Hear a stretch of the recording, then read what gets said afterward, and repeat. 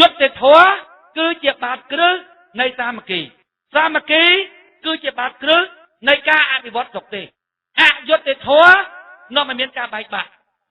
នាំឲ្យលាយជាតិហើយយើងធ្វើតែរឿងអយុត្តិធម៌ហើយសូមឲ្យមានសាមគ្គីខាងគណៈបកប្រជាជនមានមួយចំនួនក៏ធ្វើចឹងបើខាងគណៈបកសង្គ្រោះជាតិនោះម៉ែអញ្ចឹងលៀបពណ៌គេរហូតឲ្យតាណាគេមិនចូលជាមួយវាថាគេយួនភ្លាមថាគេអាយ៉ងភ្លាមលក់ក្បាលភ្លាមចឹងភ្លាមនឹងមិនអំពើអយុត្តិធម៌មើលគណៈបកសង្គ្រោះជាតិមើលប្រធានរបស់គេធ្វើអីឆ្លៀតឱកាសអត់អាលកេងចំណេញអួតអាងបំផ្លើសបំផ្លោងសុទ្ធសឹងតែជាអំពើអយុត្តិធម៌ទាំងអស់ដល់ពេលគេនិយាយរិះគន់វិញទៅថាម៉េចក៏មិនរួបរวมគ្នាហើយចុះបើខ្លួនធ្វើហេតុនាំឲ្យមានការបែកបាក់ហ្នឹងពីព្រោះអំពើអយុត្តិធម៌នាំទៅចំនួនបែកបាក់អត់មានកម្លាំងកសាងជាតិហើយខ្លួនឯងអយុត្តិធម៌ហើយអំពាវនាវឲ្យគេរួបរวมគ្នាទៅគ្រាន់តែប្រាប់ថាណែអាមួយហ្នឹងវាជន់ជើងអញយើងទៅស្រេចអើយកុំទៅខ្វល់ធ្វើម៉េចក៏ដោយរួបរวมគ្នាទៅរួបរวมមិនកើតបើមួយនឹងជន់ជើងអញកុំទៅគិតយើងធ្វើម៉េចរួបរวมគ្នាទៅមិនអាចទៅគប់ហើយក៏មិនមើលឆ្លោះមួយអានឹងទៀតសប្ងៃអញ្ចឹងយើងប្រាប់តែកម្មសខាធ្វើអញ្ចឹងដល់គណៈបកប្រជាជនគេស្អប់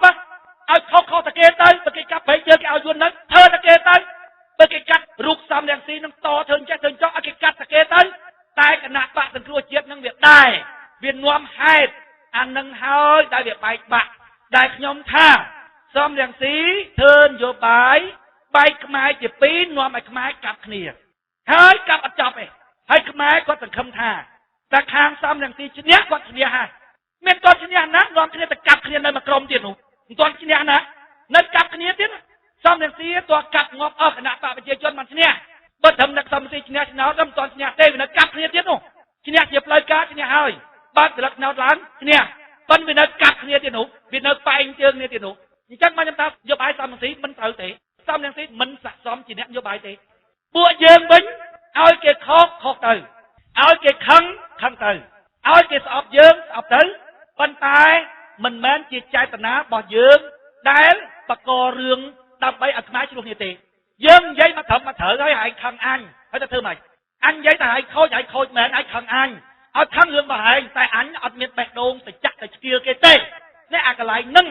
ដែលគណៈបកប្រជាជនណាពេលណាយើងទៅចាក់ផ្សាយចាក់អីគេធ្វើមិនដឹងធ្វើមិនលឺគេខ្មែរដែរណាបងប្អូនគេស្ដាប់យូរទៅពេលយើងស្ញាច់គេបានប្រយោជន៍តែអាកន្លែងហ្នឹងតែធ្វើឲ្យគេស្ងប់ចិត្តណាប៉ុន្តែសំរងស៊ីហែងខូចដែរហើយហែងចង់មកបានពៀនវិរៈបរោះសម្រាប់ខ្មែរងាប់អញធ្វើឲ្យហែងហ្នឹងគ្មានបានសុខទេអញ្ចឹងបានខ្ញុំថាបើគ្រប់គ្រងសំរងស៊ីបងប្អូនដូចគ្រប់គ្រងឲ្យខ្មែរកាប់គ្នាអញ្ចឹងដើម្បីឈ្នះគណៈបកប្រជាជនដូរមន់ជុលចេញសិនដូរអគណៈបកប្រឆាំងចេញសិនព្រោះអីអគណៈបកប្រឆាំងហ្នឹងវាអត់សមស្របនាំចិត្តមិនបានដល់គោលដៅទេ